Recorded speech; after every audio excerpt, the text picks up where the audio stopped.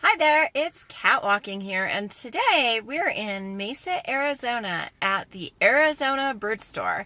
And the coolest thing about this place is that it has a bird room where they have all sorts of different kinds of birds flying around on their own that you can go in and feed and talk to and interact with. So, come cat walking with us.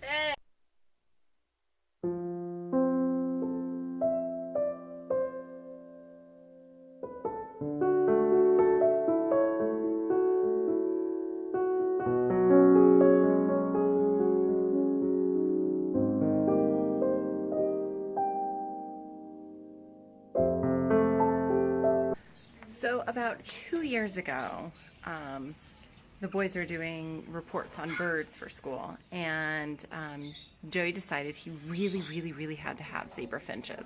So he went through and did all the research about what it took to have a zebra finch, what you needed to make sure that they were healthy, and we ended up getting two zebra finches. So fast forward now 2 years, and we have how many now?